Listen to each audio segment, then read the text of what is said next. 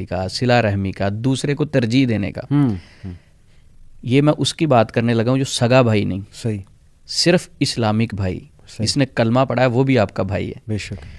نبی صلی اللہ علیہ وسلم بیٹھے ہوئے تھے، تشریف فرما تھے، تو ایک مہمان آیا، اس نے کہا مجھے بھوک لگی ہے، آ کے عرض کی. تو آپ صلی اللہ علیہ وسلم نے سب سے پہلے اپنے گھر میں پیغام بھیجا کو کھانے کے لیے چیز ہے. اب سارے گھروں سے جواب آیا سوائے پانی کے کچھ نہیں تھا. صحیح. اب یہاں سے تھوڑا سا یہ بھی سمجھ لگتا ہے کہ صحابہ اکرام کی یعنی ترجیح کیا تھی.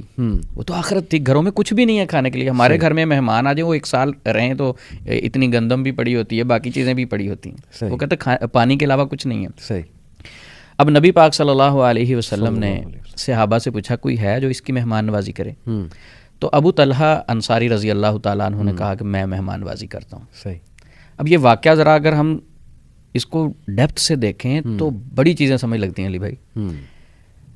اب مہمان کو لیا، گھر پہ چلے گئے، وائف سے پوچھا کھانے کے لیے کوئی چیز ہے؟ صحیح. بخاری شریف کی حدیث ہے. وائف سے پوچھا کھانے کے لیے کوئی چیز ہے؟ تو وائف نے کہا صرف اتنا کھانا ہے جو بچے کھا لیں گے، کھانا تو ہے ہی نہیں ایکسٹرا، تو آپ مہمان لے آئیں. تو ہمارے نارمل ہو وہ کہیں گھر کے لیے کھانے کا تو کچھ ہے نہیں، تم ساتھ مہمان بھی لے آئے. ایسے ہی. لیکن وہ صابرہ خواتین تھی، تو وہ خاتون کہتی بچوں کے علاوہ کچھ نہیں، یعنی ان کے کھانے کے لیے کچھ پڑا ہے. تو انہوں نے کہا اچھا ایسے کرو، دیا جلاؤ، کھانا بناؤ، اور اس کے بعد جب کھانا رکھ دو گے مہمانوں کے سامنے تو بہانے سے اٹھنا، وہ دیا بجھا دینا اور مہمانوں کو ہم کھانا کھلائیں گے. تو اس میں یہ بھی ہم کہہ سکتے ہیں کہ یعنی وہ ساتھ بھی بیٹھے رہے. دیا بجھانے کا مقصد تھا کہ مہمان فیل کریں گے ہمارے ساتھ کھانا کھا رہے ہیں. تو مقصد ان کا یہ تھا کہ مہمان ہمارے پیٹ بھر کے کھانا کھائیں، انہیں لگے کہ یہ بھی ساتھ شریک ہے، یہ بھی ساتھ شریک ہیں. یعنی وہ منہ ہلاتے رہے یا اس طرح کا ماحول انہوں نے بنائے رکھا کہ ہم بھی آپ کے ساتھ کھا رہے ہیں تاکہ مہمان سیر ہو کے کھانا کھائیں. اچھا انہوں نے جب کھانا کھا لیا تو یہ سارا منظر اللہ رب العزت دیکھ رہے تھے. تو قرآن پاک میں وحی نازل ہوگی نبی پاک پر.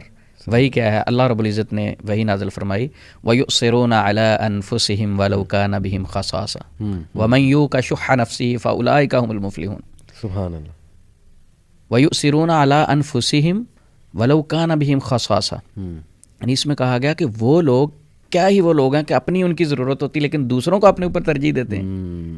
دوسرے لوگوں کو جو ترجیح دیتے ہیں اپنے اوپر، کیا ہی وہ لوگ ہیں. یعنی اللہ بھی مسکرا پڑے. نبی پاک نے فرمایا اللہ رب العزت مسکرا پڑے یہ آپ کا عمل دیکھ کے. کیا بات ہے.